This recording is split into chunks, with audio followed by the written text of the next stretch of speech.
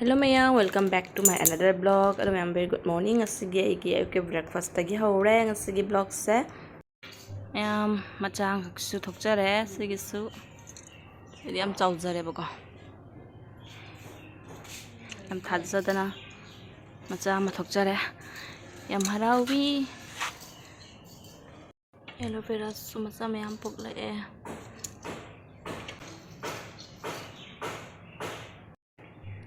Sisuni ma'am.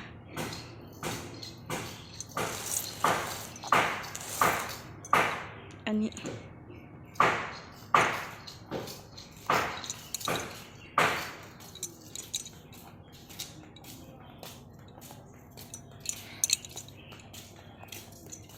Ansa fazana ngawre tu. Fazana hege hawgadaba makhallaga. Super ngawre.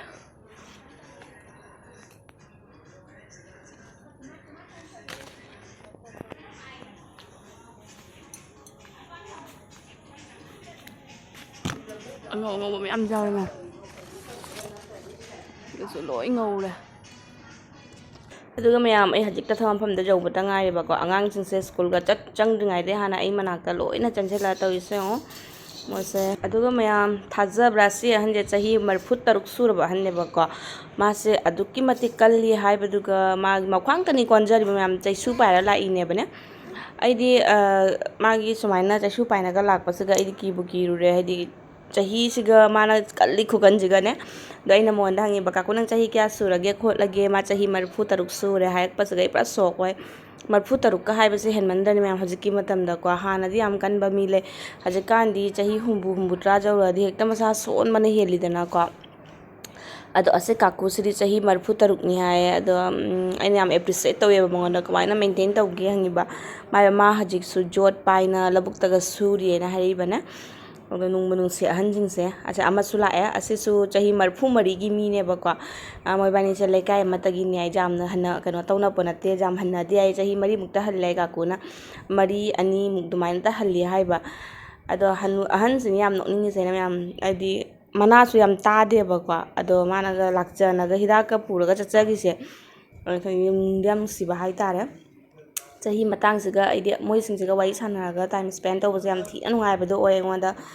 kai no moi su ama takpiram me bai ngonda haji wa hai wa khangde da sama khangde ahan gi wa sing do mayam ngon phaja phajan takpi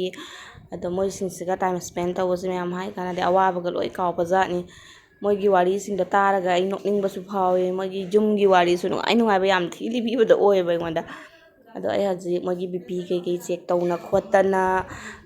jeng bani mogi masa se physical check up to thokpi bani আমি একটু কুদাল মারি দিলাম বুঝছো এই বয়সে ও এর লাগে এই বেদনাটা আমার বহুত পুরানা বেদনা বহুত আগের লোক এটা আবার আমি বলছি কমর কমর মারি দাও ওই কমর খালি কমর ইমান দিন তক কমর বেদনা হ্যাঁ কমর বেদনা হ্যাঁ কোমরে বেদনা শরীরে কোনো বেদনা নাই আগে তো ওকে না বলতে যে আমার কোনো বেদনা উদনা নাই আর ও দেখা गिर के ऐसन बेदना है দেখা है कि है निकुल बेदना है तो गिर के खाली गिर के का बोले भाई ना बस हम मेडिसिन लियो है अब भगवान लियो ना जा ये कुछ अपना नाम की है अपना नाम की नाम अपना नाम ना किधर तो या नाम की नाम कुमारानी ग्लोबल बयस माने होय बयस कितना हुई बयस बहुत तो आज से छोट बॉडी के छोटा तान खाती छोट बच्चे रे 81 एक और धोना मानो अपना किती असुविधा है अपना किती असुविधा है बेदना कहां है कहां बेदना का हमारे उद्योगटा ओटा हाटू कोमर खूब कम बेदना कोमर बेदना का बुद्धि ना से আমি बड़ा व्यायाम करिया ना व्यायाम करिया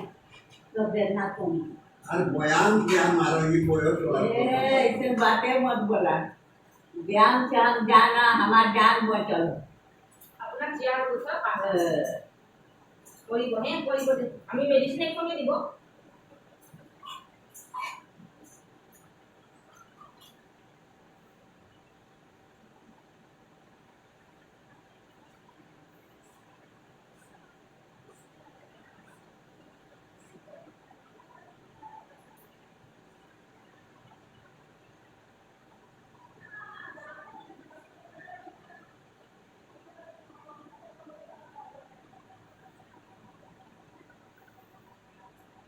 আপোনাৰ প্ৰেছাৰ অলপ আছে প্ৰেছাৰ থোৱা আছে মেডিসিন খাইনি প্ৰেছাৰ থোৱা আছে কি আছে aku di masa di aisin atau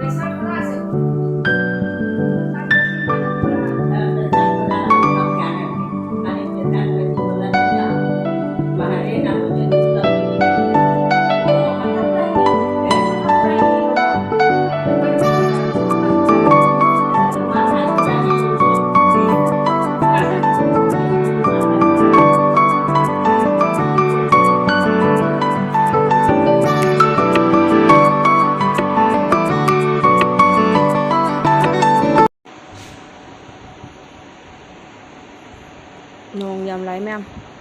nong laktriꯉꯩꯗ ꯌꯨꯝ ꯆꯠꯅꯕ ꯇꯧꯍꯧꯔꯒꯦ